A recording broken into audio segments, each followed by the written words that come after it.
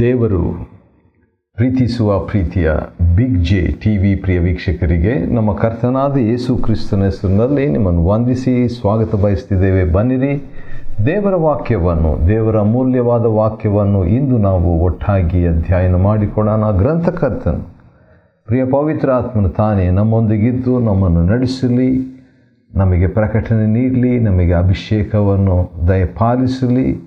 ಎಲ್ಲಕ್ಕಿಂತಲೂ ಹೆಚ್ಚಾಗಿ ತ್ರೈಕ ದೇವರು ಮಹಿಮೆ ಹೊಂದಲಿ. ಇಂದಿನ ನಮ್ಮ ಅಧ್ಯಯನ ಮೊದಲನೇ ಥೆಸಲೋನಿಕದವರಿಗೆ ಬರೆದ ಪತ್ರಿಕೆ, the first epistle to the Thessalonians, chapter 5, 5ನೇ ಅಧ್ಯಾಯ. ಮೊದಲನೇ ಥೆಸಲೋನಿಕದವರಿಗೆ ಬರೆದ ಪತ್ರಿಕೆ 5ನೇ ಅಧ್ಯಾಯದಲ್ಲಿ ನಾವು ನೋಡುವಂಥ ವಿಷಯ ಏನಂದರೆ, ಮೊದಲನೇ ಥೆಸಲೋನಿಕ 5ನೇ ಅಧ್ಯಾಯದಲ್ಲಿ ನಾವು ನೋಡುವಂಥ ವಿಷಯ ಅಂತ್ಯಕಾಲಕ್ಕೆ 17 ಸಿದ್ಧತೆಗಳು, 17 ಪ್ರಿಪರೇಷನ್ಸ್ ಫಾರ್ ಎಂಡ್ ಟೈಮ್. ಅಂತ್ಯಕಾಲದಲ್ಲಿದ್ದೇವೆ ಅಂತ ನಾವು ಕೇಳಿಸ್ಕೊಳ್ತೀವಲ್ಲ, ಹಾಗಾದರೆ ಅಂತ್ಯಕಾಲಕ್ಕೆ ನಮ್ಮನ್ನು ಸಿದ್ಧ ಮಾಡಿಕೊಳ್ಳುವಂಥದ್ದು ಹೇಗೆ? ಅದೇ ಇಂದಿನ ನಮ್ಮ ಸರಣಿ ಸಂದೇಶ. ಬನ್ನಿರಿ, ಮೊದಲನೇ ಥೆಸಲೋನಿಕದವರಿಗೆ ಬರೆದ ಪತ್ರಿಕೆ 5ನೇ ಅಧ್ಯಾಯದಿಂದ ಅಂತ್ಯಕಾಲದ 17 ಸಿದ್ಧತೆಗಳು. ಅದರಲ್ಲಿ ಮೊದಲನೇ ಸಿದ್ಧತೆ ಏನೆಂಬುದಾಗಿ ನೋಡುವಾಗ ಸ್ವಸ್ಥಚಿತ್ತರಾಗಿರುವುದು. ಅದನ್ನು ನಾವು ಮೊದಲನೇ ಥೆಸಲೋನಿಕದವರಿಗೆ ಬರೆದ ಪತ್ರಿಕೆ 5ನೇ ಅಧ್ಯಾಯದ 6ನೇ ವಚನದಲ್ಲಿ ನೋಡ್ತೇವೆ. ಸ್ವಸ್ಥಚಿತ್ತರಾಗಿರೋದು, ವಿ ಶುಡ್ ಬಿ ಅಲರ್ಟ್, ಅಥವಾ ಎಚ್ಚರ ವಹಿಸುವಂಥ ಒಂದು ಜೀವನ, ಸ್ವಸ್ಥಚಿತ್ತರಾಗಿ ಇರುವಂಥದ್ದು. ಯಾಕಂತೇಳಿದರೆ ಆ ದಿನ, ಯೇಸು ಕರ್ತನ ದಿನವು ಕಳ್ಳನು ಬರುವಂಥ ದಿನವಾಗಿದೆ, ಕರ್ತನ ದಿನವು, 2ನೇ ವಚನದಲ್ಲಿ. ಆದರೆ ಅದೇ ಸಂದರ್ಭದಲ್ಲಿ ಒಂದು ಆಶ್ಚರ್ಯ ಏನಂದರೆ 4ನೇ ವಚನದಲ್ಲಿ, ಆ ದಿನವು ನಿಮ್ಮ ಮೇಲೆ ಕಳ್ಳನು ಬರುವಂಥದ್ದಲ್ಲ. ಹಾಗಾದರೆ ಕೆಲವರಿಗೆ ಅದು ಕಳ್ಳನು ಬರುವಂಥ ರೀತಿಯಲ್ಲಿ ಇರ್ತದೆ ಆ ಕರ್ತನ ದಿನವು, ಕೆಲವರಿಗೆ ಅದು ಕಳ್ಳನು ಬರುವಂಥ ರೀತಿಯಲ್ಲಿ ಇರುವುದಿಲ್ಲ. ಒಟ್ಟು ಏನೇ ಇದ್ದರೂ ಕೂಡ ನಾವು ಸ್ವಸ್ಥಚಿತ್ತರಾಗಿರೋಣ. ಎರಡನೇದಾಗಿ ನಂಬಿಕೆ. ಅಂತ್ಯಕಾಲದ ಸಿದ್ಧತೆಗಳಲ್ಲಿ ಮೊದಲನೇದು ಸ್ವಸ್ಥಚಿತ್ತರಾಗಿರುವಂಥ, ಎರಡನೇ ಸಿದ್ಧತೆ ನಂಬಿಕೆ, ಫೇತ್. ಹೌದು, 8ನೇ ವಚನದಲ್ಲಿ ನಾವಾದರೂ ಹಗಲಿನವರಾಗಿರಲಾಗಿ ನಂಬಿಕೆ. ಹೌದು, ಕತ್ತಲಿಗೆ ಸಂಬಂಧಪಟ್ಟವರಲ್ಲ, ಕತ್ತಲೆಯಲ್ಲಿ ಇರುವವರಲ್ಲ. ಹಾಗಿರುವ ಪಕ್ಷದಲ್ಲಿ ನಾವು ನಂಬಿಕೆ ಅದನ್ನು ಯೂಸ್ ಮಾಡಬೇಕು. ಅಂತ್ಯಕಾಲಕ್ಕೆ ನಮಗೆ ಸಹಾಯಕರವಾಗುವಂಥದ್ದು, ನಮ್ಮನ್ನು ಸಿದ್ಧಗೊಳಿಸುವಂಥದ್ದು, ಸಜ್ಜುಗೊಳಿಸುವಂಥದ್ದು ನಂಬಿಕೆ. ಯೇಸು ಸ್ವಾಮಿ ಈ ಲೋಕಕ್ಕೆ ಹಿಂದಿರುಗಿ ಬರುವಾಗ ನಂಬಿಕೆಯನ್ನು ಕಾಣುವಂಥದ್ದು ಸಾಧ್ಯವೋ ಎಂಬ ಪ್ರಶ್ನೆಯನ್ನು ಹಾಕಿ ಹೋಗಿದ್ದಾರೆ. ಹೌದು,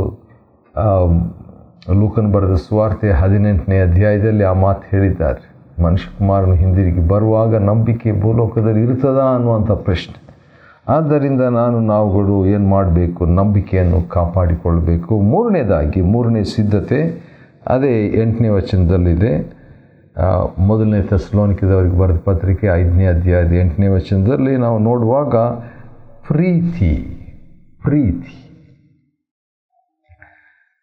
ನಂಬಿಕೆ ಆಯಿತು, ಈಗ ಪ್ರೀತಿಯನ್ನು ಎದೆ ಕವಚವನ್ನಾಗಿ ಇಟ್ಕೋಬೇಕಂತೆ. ಯಾಕಂದರೆ ನಾವು ಆತ್ಮಿಕ ಯುದ್ಧದಲ್ಲಿದ್ದೇವೆ. ಆದ ಕಾರಣ ನಮ್ಮ ಸಿದ್ಧತೆ ಏನಂತ ಹೇಳಿದರೆ ಪ್ರೀತಿ, ಲವ್.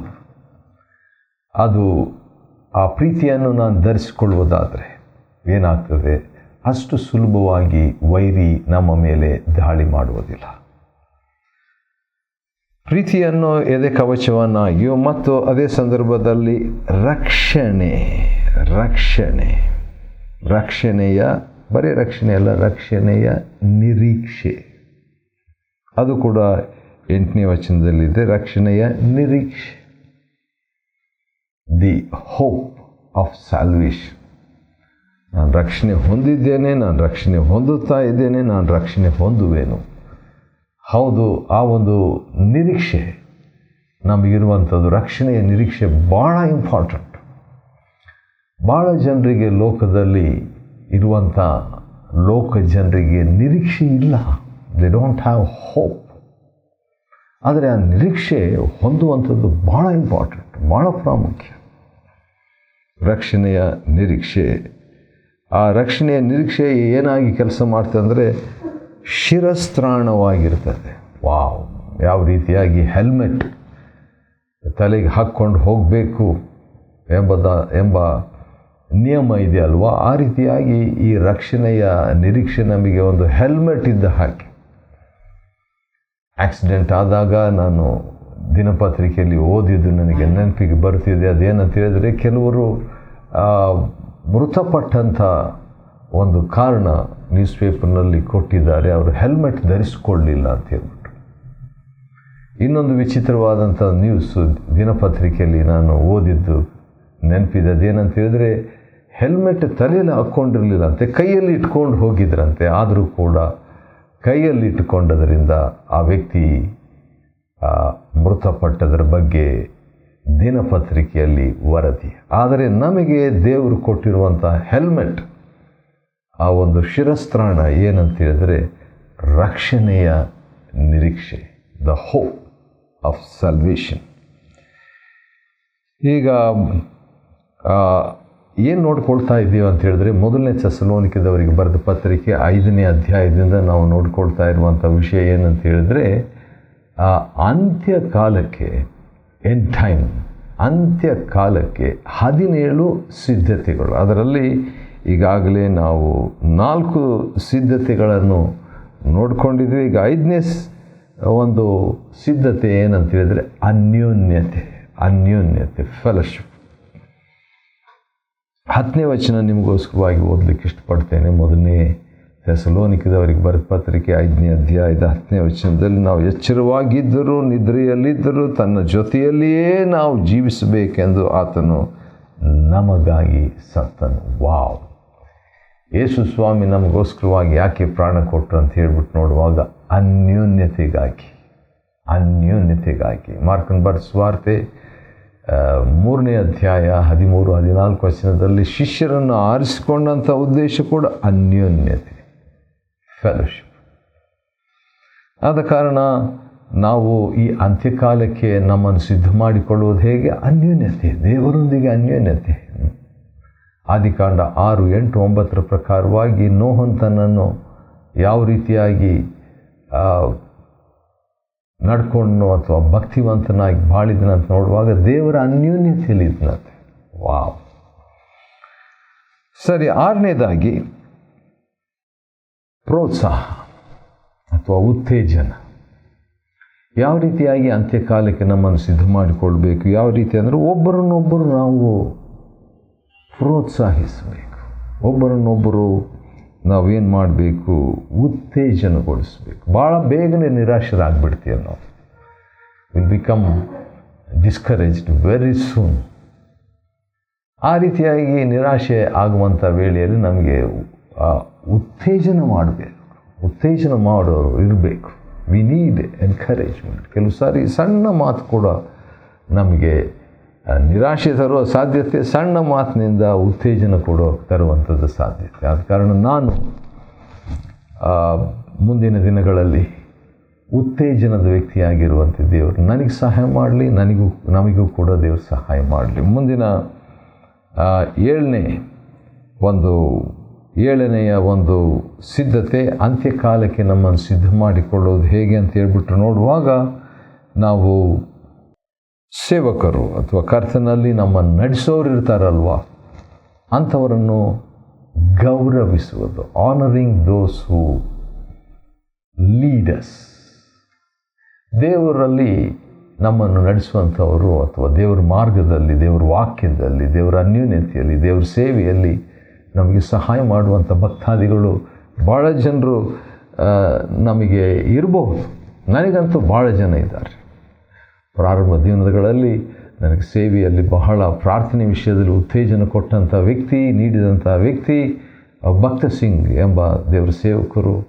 ಶತಾನಂದ ಅವರ ಚಿಂತಾಮಣೆಯಲ್ಲಿ ತಮ್ಮ ಒಂದು ವಿಶ್ವಾಸದ ಜೀವನದಿಂದ ನನಗೆ ಉತ್ತೇಜನ ನೀಡಿದರು. ಜಾರ್ಜ್ ವರ್ವರ್ ಎಂಬ ಮಹಾಭಕ್ತರು OM ಟೀಮ್ನಲ್ಲಿ ತಮ್ಮ ಸರಳ ಜೀವನ ಮತ್ತು ಕ್ರಾಂತಿಯ ಜೀವನ, ಯಥಾರ್ಥತೆಯ ಜೀವನ ಜೀವಿಸಬೇಕಂತ ಉತ್ತೇಜನ ಕೊಟ್ಟಂಥವರು. ಝ್ಯಾಕ್ ಪೂನನ್ ಎಂಬ ದೇವರ ಸೇವಕರು ನನಗೆ ಭಕ್ತಿಯ ಮಾರ್ಗದಲ್ಲಿ, ಹೊಸ ಒಡಂಬಡಿಕೆಯ ಪ್ರಕಟಣೆಯಲ್ಲಿ ಮತ್ತು ಜಯ ಜೀವನದಲ್ಲಿ ಮನುಷ್ಯರನ್ನು ಮೆಚ್ಚಿಸದೆ ದೇವರನ್ನು ಮೆಚ್ಚಿಸಬೇಕೆಂಬ ವಿಷಯದಲ್ಲಿ ಉತ್ತೇಜನ ನೀಡಿದಂಥ ಸೇವಕರು. ಸ್ಯಾಮ್ ಚಲದುರೈ ಎಂಬ ದೇವರ ಸೇವಕರು ವಾಕ್ಯದಲ್ಲಿ, ವಿಶ್ವಾಸದಲ್ಲಿ ಮತ್ತು ಆಚೆ ಈಚೆ ಹೋಗದೆ ವಾಕ್ಯವನ್ನೇ ಕೇಂದ್ರಿತವಾಗಿಟ್ಕೊಂಡು ಬಾಯಿಂದ ಅಪನಂಬಿಕೆ ಮಾತುಗಳು ಬಾರದೆ ದೇವರು ಹೇಳಿದ್ದನ್ನು ಹಾಗೆ ಇಟ್ಕೊಂಡು ಬಾಳಬೇಕೆಂಬುದಾಗಿ ನೀಡಿದಂಥದ್ದು. ವಾಕ್ಯಕ್ಕೆ ಮಹತ್ವ ಕೊಡಬೇಕು, ಅದನ್ನು ಅಧ್ಯಯನ ಮಾಡಬೇಕೆಂಬುದಾಗಿ ಹೇಳಿದಂಥ R. ಸ್ಟ್ಯಾನ್ಲಿ ಅಯ್ಯನವರು. ಈ ರೀತಿಯಾಗಿ ದೇವರ ಸೇವಕರು ನಮ್ಮ ಜೀವನದಲ್ಲಿ ಬಹಳಷ್ಟು ಇದ್ದಾರೆ. ಅವರನ್ನು ಗೌರವಿಸಬೇಕು ಎಂಬುದಾಗಿ ಅಂತ್ಯಕಾಲದ ಸಿದ್ಧತೆಗಳಲ್ಲಿ ಒಂದಾಗಿರ್ತದೆ. 8ನೇದಾಗಿ ನಾವೇನು ನೋಡ್ಕೊಳ್ತಿದ್ದೀವಿ ಅಂದರೆ, ಮೊದಲನೇ ಥೆಸಲೋನಿಕದವರಿಗೆ ಬರೆದ ಪತ್ರಿಕೆ 5ನೇ ಅಧ್ಯಾಯದಿಂದ ನಾವೇನು ನೋಡ್ಕೊಳ್ತಿದ್ದೀವಿ ಅಂತ ಹೇಳಿದ್ರೆ, ಯಾವ ರೀತಿಯಾಗಿ ನಮ್ಮನ್ನು ಅಂತ್ಯಕಾಲಕ್ಕೆ ಸಿದ್ಧ ಮಾಡಿಕೊಳ್ಬೇಕು ಅಂತ ಹೇಳ್ಬಿಟ್ಟು, how we can prepare ourselves for the end time. ಯಾವ ರೀತಿ ಅಂತ ಹೇಳಿದ್ರೆ, ಈಗಾಗಲೇ 7 ಆಯಿತು, ಇನ್ನು 10 ಇದ್ದಾವೆ.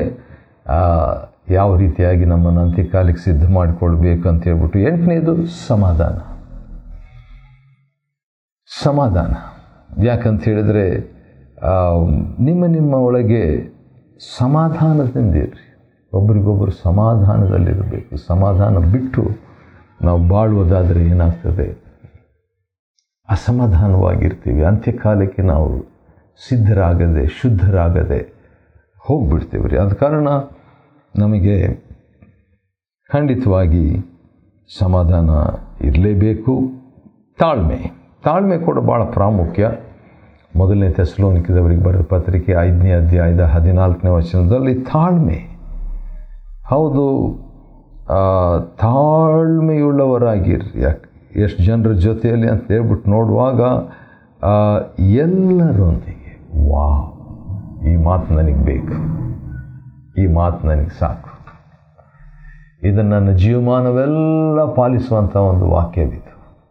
ದೇವರೇ, ನನಗೆ ಎಲ್ಲರೊಂದಿಗೆ ತಾಳ್ಮೆಯಿಂದ ಇರಲಿಕ್ಕೆ ಸಹಾಯ ಮಾಡು. ಹೊಸ ವರ್ಷದಲ್ಲಿ ಎಲ್ಲರೂ ಒಂದೊಂದು ತೀರ್ಮಾನ ತಗೊಳ್ತಾರಲ್ವ, ಆ ರೀತಿಯಾಗಿ ತೀರ್ಮಾನ ತಗೊಳ್ಳುವಾಗ ನಾನು ಹೊಸ ವರ್ಷ, ಈ ವರ್ಷಕ್ಕೆ ತಗೊಂಡಂಥ ಒಂದು ತೀರ್ಮಾನ ಏನಂತ ಹೇಳಿದ್ರೆ, 0 ಆ್ಯಂಗರ್, 0 ಕೋಪ.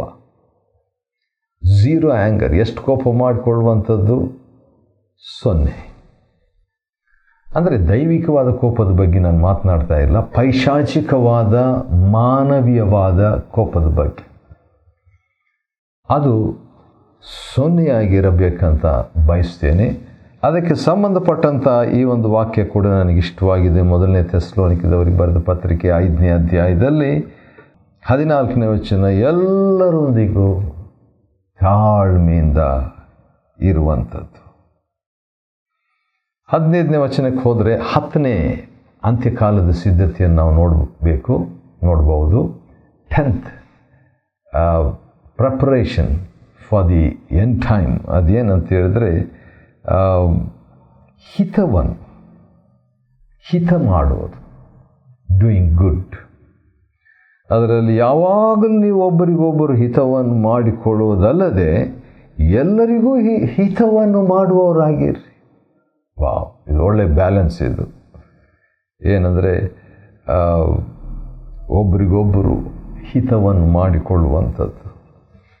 ಹೌದು, ಆ ರೀತಿಯಾಗಿ ಮಾಡ್ತಾ ಹೌದು, ಆ ರೀತಿಯಾಗಿ ಮಾಡಿಕೊಂಡು ಹಿತವನ್ನೇ ಮಾಡ್ತಾ ಇದ್ದಂಥ ವೇಳೆಯಲ್ಲಿ ಯೇಸು ಸ್ವಾಮಿ ಬಂದುಬಿಟ್ರೆ ನಾವು ಅಂತ್ಯಕಾಲಕ್ಕೆ ನಮ್ಮನ್ನು ಸಿದ್ಧ ಮಾಡಿಕೊಂಡ ಹಾಗೆ. ಇನ್ನೊಂದು ವಿಷಯ 16ನೇ ವಚನದಲ್ಲಿದೆ. ಮೊದಲನೇ ಥೆಸಲೋನಿಕದವರಿಗೆ ಬರೆದ ಪತ್ರಿಕೆ 5ನೇ ಅಧ್ಯಾಯದ 16ನೇ ವಚನದಲ್ಲಿ, ಯಾವಾಗಲೂ ಸಂತೋಷಿಸಿರಿ, ವಾವ್, ಎಷ್ಟು ಒಳ್ಳೆ ಮಾತಲ್ಲೋ ಇದು. ಯಾವಾಗಲೂ ಸಂತೋಷಿಸಿರಿ. ಈ ಒಂದು ವಾಕ್ಯವನ್ನು ಆಧಾರ ಇಟ್ಕೊಂಡು ಕೆಲವು ವರ್ಷಗಳ ಹಿಂದೆ OM ಟೀಮ್ನಲ್ಲಿದ್ದಾಗ ನಾನು, ನವೀನ್ ನಂದ್ಯಾಳ್ ಅಂತೇಳಿ ನನ್ನ ಸ್ನೇಹಿತರು ಸೇರಿ ಯಾವಾಗಲೂ ಕರ್ತನಲ್ಲಿ ಸಂತೋಷಿಸಿರಿ ಎಂಬ ಹಾಡನ್ನು ರಚಿಸುವಂತೆ ಆಯಿತು. ಅದನ್ನು ಒಬ್ಬ ಪ್ರಿಯ ಸಹೋದರಿ ಸೋಮಿನಿ ಹಾಡಿದರು ಫೀಬಾ ರೇಡಿಯೋದಲ್ಲಿ. ಸೌಮಿನಿ ಮತ್ತು ಅದು ನೆನಪಿಗೆ ಬರ್ತಾ ಇದೆ. ಹೌದು, ಯಾವಾಗಲೂ ಸಂತೋಷಿಸುವಂಥದ್ದು. ಮತ್ತು ಇನ್ನೊಂದು ಅಂತ್ಯಕಾಲದ ಸಿದ್ಧತೆ ಏನಂದರೆ ಎಡೆಬಿಡದೆ ಪ್ರಾರ್ಥಿಸುವುದು. ವಾವ್, ಎಡೆಬಿಡದೆ ಪ್ರಾರ್ಥಿಸುವುದು, ಅದು 12ನೇ ಒಂದು ಸಿದ್ಧತೆ. ಅದರ ಬಗ್ಗೆ ಹೆಚ್ಚಾಗಿ ನಾನು ಹೇಳುವಂಥ ಅವಶ್ಯಕತೆ ಇಲ್ಲ. ಆದರೆ 18ನೇ ವಚನದ ಬಗ್ಗೆ ಹೇಳಲಿಕ್ಕೆ ಇಷ್ಟಪಡ್ತೇನೆ. 1ನೇ ಥೆಸಲೋನಿಕದವರಿಗೆ ಬರೆದ ಪತ್ರಿಕೆ 5ನೇ ಅಧ್ಯಾಯದ 18ನೇ ವಚನದಲ್ಲಿ ಎಲ್ಲ ವಿಷಯಗಳಲ್ಲಿ ಕೃತಜ್ಞತಾ ಸ್ತುತಿಯನ್ನು ಸಲ್ಲಿಸಿರಿ, ಇದೇ ನಿಮ್ಮ ವಿಷಯದಲ್ಲಿ ತೋರಿ ಬಂದ ದೇವರ ಚಿತ್ತ. ಏನದು ದೇವರ ಚಿತ್ತ? ಏನು?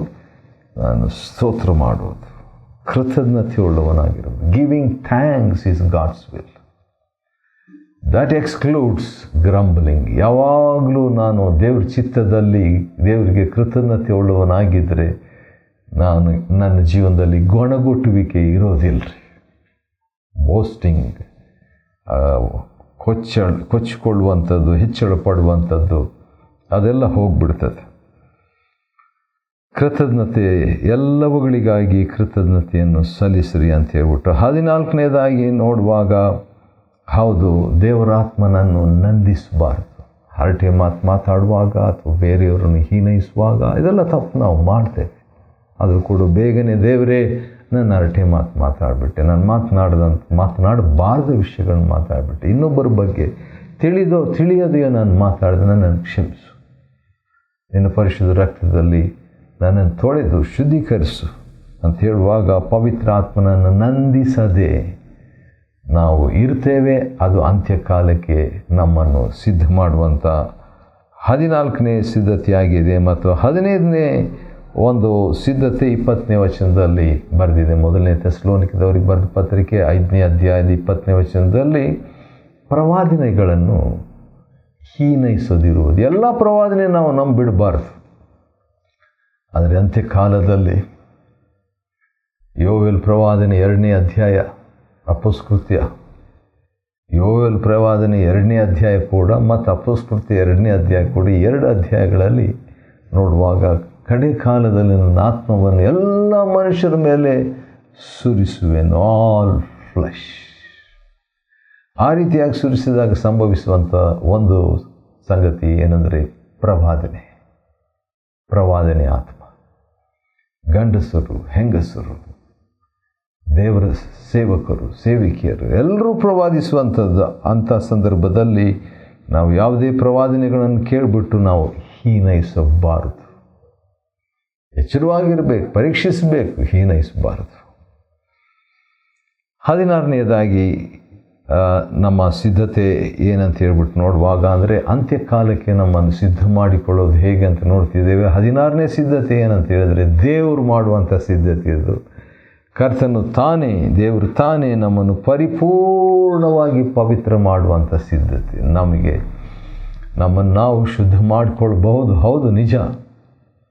ಆದರೆ ಹೌದು, 2ನೇ ಕೊರಿಂಥ 7:1 ಪ್ರಕಾರವಾಗಿ ನಾವು ಶುದ್ಧ ಮಾಡಿಕೊಳ್ಳುವಂಥದ್ದು. ಆದರೆ ದೇವರು ತಾನೇ ಪರಿಪೂರ್ಣವಾಗಿ ನಮ್ಮನ್ನು ಶುದ್ಧ ಮಾಡುವಾಗ, ವಾವ್, ಅದು ಬಹಳ ಶಕ್ತಿಯುತವಾದ, ಶಾಂತಿದಾಯಕನಾದ ದೇವರು ನಮ್ಮನ್ನು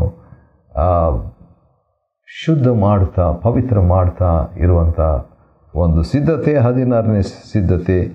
17ನೇ ಮತ್ತು ಕೊನೆಯ ಸಿದ್ಧತೆ, ಅಂತ್ಯಕಾಲಕ್ಕೆ ನಮ್ಮನ್ನು ಸಿದ್ಧ ಮಾಡಿಕೊಳ್ಳುವುದು ಹೇಗೆ ಅಂತ ಹೇಳ್ಬಿಟ್ಟು ನೋಡುವಾಗ ಅದು ಕೂಡ ನಮ್ಮ ಸಿದ್ಧತೆ ಅಲ್ಲ, ನಾವು ದೇವರನ್ನು ಅನುಮತಿಸಬೇಕು. ಯಾವುದಕ್ಕೆ ಅನುಮತಿಸಬೇಕು? ಆತನೇ ಅದನ್ನು ಸಾಧಿಸುವಂತೆ. ಯಾವುದನ್ನು ನಮ್ಮನ್ನು ಕರೆಯುವಾತ ನಂಬಿಗಸ್ತನು, ಆತನೇ ಆ ಕರೆಯನ್ನು ಸಾಧಿಸುವವನಾಗಿದ್ದಾನೆ. ಈಗ ನನಗೆ ಅರ್ಥ ಆಯಿತು ಯಾಕೆ ಕೆಲವು ಸಾರಿ ನನ್ನ ಕರೆಯುವಿಕೆ ಬಗ್ಗೆ ಸ್ಪಷ್ಟತೆ ನನಗೆ ಗೊತ್ತಾಗೋದಿಲ್ಲ ಅಂತ. ಯಾಕಂತ ಹೇಳಿದರೆ ಆತನೇ ನನ್ನ ಮೇಲಿರುವಂಥ ಆತನ ಕರೆಯುವಿಕೆಯನ್ನು ಸಾಧಿಸುವವನಾಗಿದ್ದಾನೆ. ಆಶ್ಚರ್ಯ ಅಲ್ವಾ? ಹೌದು. ಮೊದಲನೇ ಥೆಸಲೋನಿಕದವರಿಗೆ ಬರೆದ ಪತ್ರಿಕೆ 5ನೇ ಅಧ್ಯಾಯದಿಂದ ನಾವು ಅಂತ್ಯಕಾಲದ 17 ಸಿದ್ಧತೆಗಳನ್ನು ಅಧ್ಯಯನ ಮಾಡಿಕೊಳ್ಳುವಂತೆ ದೇವರು ಕೊಟ್ಟ ಕೃಪೆಗಾಗಿ ಆತನಿಗೆ ಸ್ತೋತ್ರವಾಗಲಿ. ದೇವರು ನಿಮ್ಮನ್ನು ಆಶೀರ್ವದಿಸಲಿ.